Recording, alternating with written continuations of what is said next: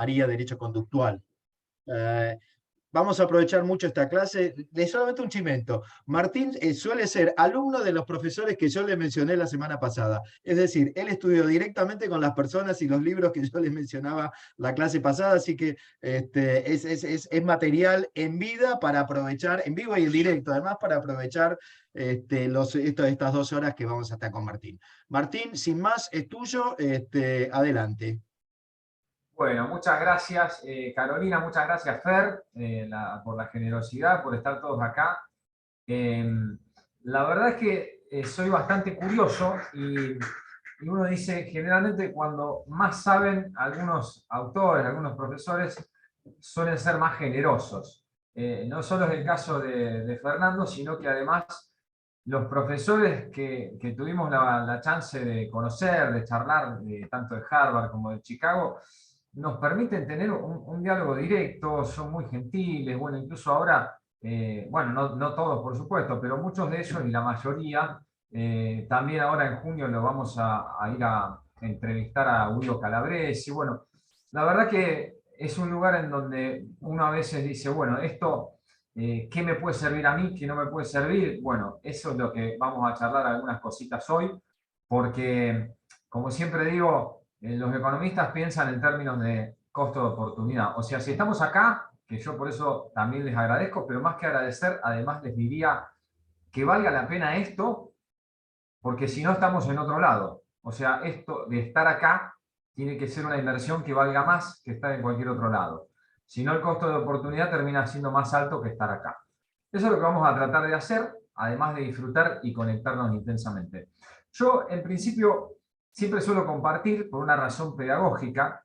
La verdad les confieso algo, a mí me gusta mucho escuchar, y esto no es una cuestión solo de amistad, sino que me parece muy entretenido escuchar tanto en lo físico, digamos, las clases presenciales como también las virtuales, pero en el caso de, por ejemplo, Fernando, es entretenido escucharlo, él es como que casi no pasa ningún slide, pero está bueno porque es muy entretenido. Vamos a tratar de divertirnos un poquito mientras aprendemos. Y decía, por ahí por razones pedagógicas, me gusta mostrar alguna imagen. Desde las ciencias del comportamiento hay varios estudios que demuestran que uno capta más dos cosas. Una de ellas son imágenes y otra de ellas son aquellos sentimientos muy fuertes, ¿no es cierto? Aquellas cuestiones emocionales que nos llegan muy de cerca, quedan más en la memoria que otras que son meramente racionales o meramente cuantitativas. Así que bueno, les voy a compartir algunas diapositivas, como se decía antes, para lo cual recurro a ahora este compartimiento de pantalla. No sé si lo llegan a ver ya.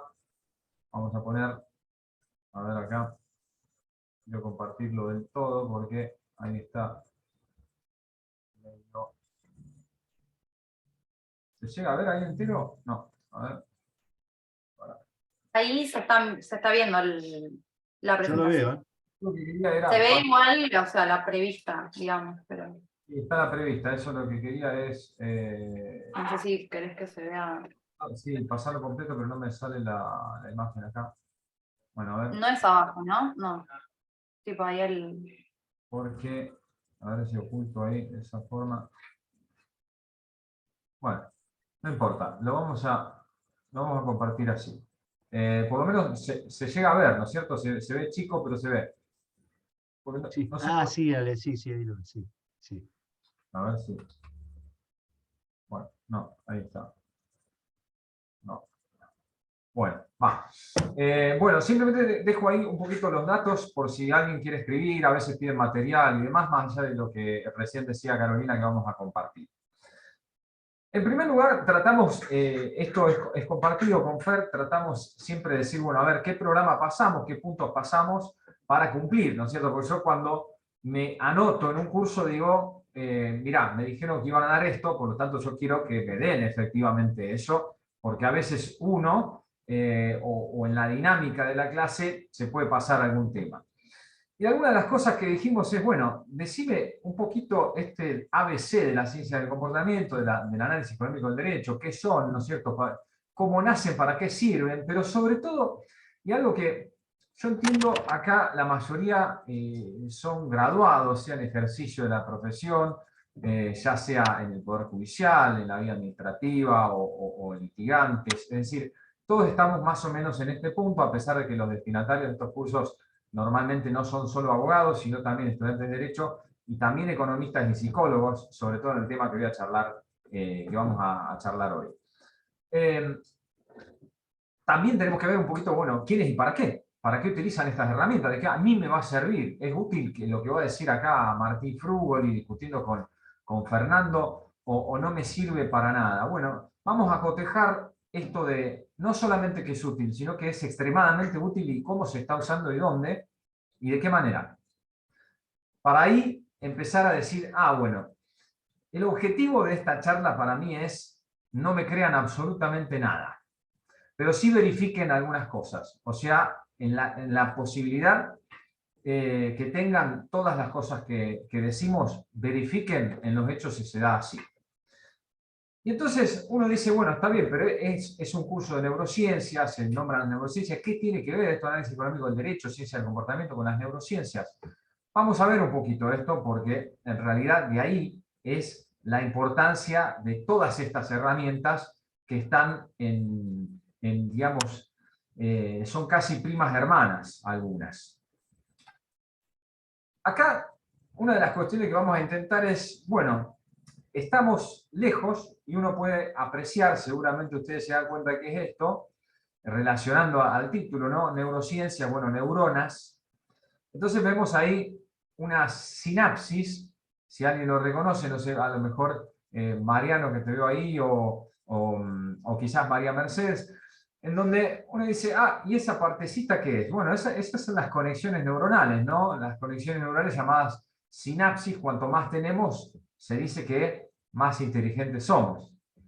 Pero si yo acerco la imagen, veo esto, en realidad son una de las pocas células, si no la única, que no se tocan, pero a pesar de no tocarse, pueden hacer algo así como lo que vamos a hacer nosotros hoy, que es nos conectamos. Nos conectamos igual sin tocarnos, pero esa conexión es intensa y esa conexión transmite y recibe información eléctrica muy importante. Así, básicamente, trabajan las neuronas. Por eso es tan asombroso todo esto. ¿Cómo se conoce, no es cierto? Sí. Martín, perdón, se trabó un poco. No sé si fui yo, pero no escuché como por un momento. No sé si será tu conexión. ¿Se escucha bien? Por las dudas voy a hacer. Ahora se escucha bien, pero recién se veía como trabado. Está bien, saco los datos por las dudas de... Dale. Bien. Entonces, una de las cuestiones que decimos es, bueno, vamos a tener este tipo de conexiones. ¿Por qué se empiezan a conocer todas las neurociencias? Y después vamos a la relación que tiene puntualmente con los casos, con los jueces, con las decisiones que tomamos diariamente, con cómo y por qué lo aplico. Bueno, en primer lugar, yo creo que no podríamos estudiar algo sin ver su aplicación. En realidad sí podríamos, pero sería una herramienta meramente intelectual. No serviría para nada de lo que nosotros buscamos, no solo con un curso de esto, sino, a ver, la realidad práctica. Decime, más allá de que me encanta la teoría, decime esto que puntualmente resultados me va a producir. Si no, a veces uno se tira para atrás y dice, bueno, está bien, apago la pantalla, horario de happy hour, me voy a tomar una cerveza. Pero no. Vamos a ver que ya hace muchísimo que se está aplicando algunas cuestiones. ¿Y nosotros de dónde sacamos toda esta información? Alguna de lo que es neurociencia, de ahí el estudio que está desarrollado en los últimos años, porque existen tecnologías que permiten detectar los funcionamientos de las neuronas, detectar determinados sectores y cómo y en qué lugar a veces se encuentran alojados. ¿En qué lugar se encuentran alojados? Después lo podemos discutir, lo podemos charlar.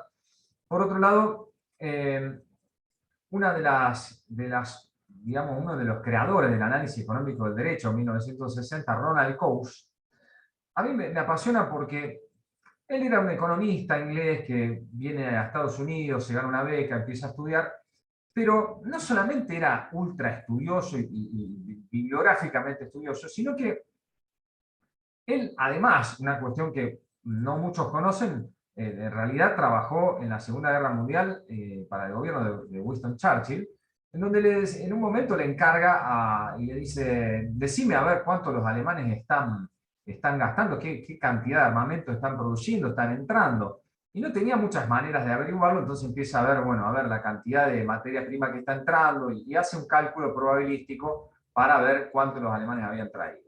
Cuestión es que, entre otras cosas, él cuando escribe, en 1930, una de las obras célebres, que es la naturaleza de la empresa, la naturaleza, the nature of the firm, habla con un montón de gerentes de empresas, se mete en la empresa, empieza a averiguar. Entonces, no es que solamente su estudio se basó en una cuestión de campo que fue realmente importante, que creó básicamente el análisis económico del derecho, junto con Richard Posner y Guido Calabresi, sino que indaga empíricamente y demuestra. Los economistas lo que tienen es que con datos, se trabaja sobre todo con datos. Y con eso, bueno, vamos a inclinando la consistencia de lo que yo quiero decir, de lo que podría ser eficiente o no, por ejemplo. Entonces, en esa cuestión yo también trato en cada trabajo que hago, en cada exposición, incluso académica, como podría ser esta, que en realidad más que académica es de las dos cosas, académica y taller práctico. Entonces, digo, a ver, si yo sigo hablando y no menciono a ninguno de ustedes, no estoy aplicando behavior, no estoy aplicando ciencias del comportamiento, porque alguno se puede llegar a dormir hasta ahora, y más si comió hace un ratito. Ahora, si yo empiezo a nombrar a cada uno de ustedes y cada cosa que digo empiezo a preguntarle, lo que estoy haciendo es el efecto cóctel, o lo que se llama, y lo vemos mucho en las empresas, que es la personalización, ¿no es cierto? Si yo no personalizo, es más difícil de que sea eficiente en la transmisión del conocimiento y a la vez que obviamente yo me nutro de ustedes y lo hacemos de manera mucho más intensa. Por eso a veces algunos alumnos, no en el caso acá, pero algunos, ustedes no son alumnos, pero algunos alumnos en la parte de grado quizás no lo toman de manera demasiado directa. Yo digo, bueno, a ver, escuchame una cosa, Fernanda, escuchame una cosa, María Mercedes o Carlos, decime tal cosa. Y obligadamente la mente empieza a trabajar de otra manera. Por eso, en este cóctel, efecto cóctel o personificación, muchas veces vamos a ir con Fernando a preguntar cosas puntuales para ver esta cuestión. Si yo digo, para quien nunca jamás escuchó, que no creo que sea el caso, análisis económico del derecho, podríamos pensar en esto, ¿no? Si esas cifras se ven poquito, son básicamente cuestiones meramente matemáticas, podríamos decirlo de manera genérica. Entonces yo digo, análisis económico del derecho, y alguno se puede imaginar esto. ¿Alguien sabe qué es esto? Esa pregunta seguramente pocos me van a responder. Pero si alguien quiere responder, si no, señalo yo. ¿Tienen idea qué es esto? ¿Algún economista del derecho o algún abogado de daños en la clase? Bueno, básicamente, esta es la fórmula Aciarri. Entonces, si yo ahora digo, vamos a hacer una cosa. Hoy, en este momento, lo que vamos a hacer es descifrar y entender la fórmula Aciarri para cuantificar daños personales, incapacidad. Lo más probable es que en unos minutos algunos puedan llegar a irse de la pantalla. Vamos a ir corroborando, 214 hay ahora. Si se va alguno puede ser por eso. Pero la idea es que con eso la cabeza de nosotros está empezando a decir, me voy a tener que concentrar fuertemente en esto.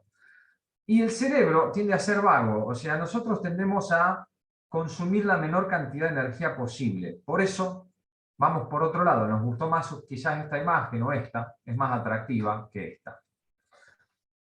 Pero en realidad podemos pasar a otro lado y decir, bueno, análisis económico del derecho, Martín Frugoli me va a hablar mucho del tema económico. O sea, cuando digo económico, en realidad mi cabeza puede llegar a pensar en dólares, euros, pesos y nada más.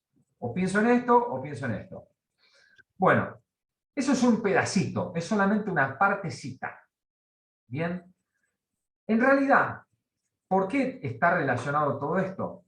Porque tanto el análisis económico del derecho como las ciencias del comportamiento son ciencias que estudiaron de manera sistemática y precisa cómo juzgamos y cómo tomamos decisiones. Podríamos discutir, bueno, cuál es la ciencia social más avanzada de los últimos tiempos, pero muchos sostienen que por lo menos en los últimos 20 años la economía, sin duda, es una de ellas. Ahora, ¿qué metemos y qué sacamos en la economía? Bueno, no vamos a estar, podemos estar discutiendo una vida eso. Lo cierto es que en ese cómo juzgamos y cómo decidimos, si no conocemos algo, un poquito de eso, ¿qué hacemos estudiando Derecho o para qué estudiamos Derecho?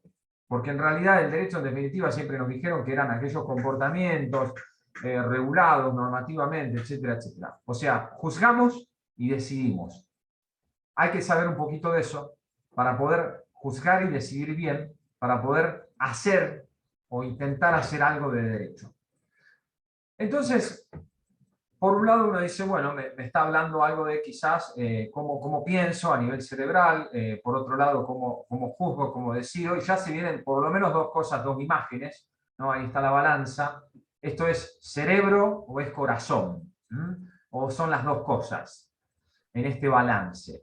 Lo cierto es que análisis económico en derecho y ciencias del comportamiento, no voy a aburrir con algo histórico, simplemente voy a decir alguna que otra cosita, pero es aquella ciencia precisamente que viene estudiando cómo juzgamos y cómo tomamos decisiones, cómo decidimos. Señalo derecho porque lo que recién charlábamos. Entonces vamos a lo concreto. Voy a empezar al revés esta vez porque, como decíamos con Fernando hace unos días, ninguna clase es igual nunca. Ninguna clase, ninguna charla, ningún juicio, ninguna audiencia es igual, jamás. Porque aún si decimos vamos a repetir esto mañana igual, no sale igual, de ninguna manera. Entonces, empezamos al revés. Vamos a ir de lo particular a lo general.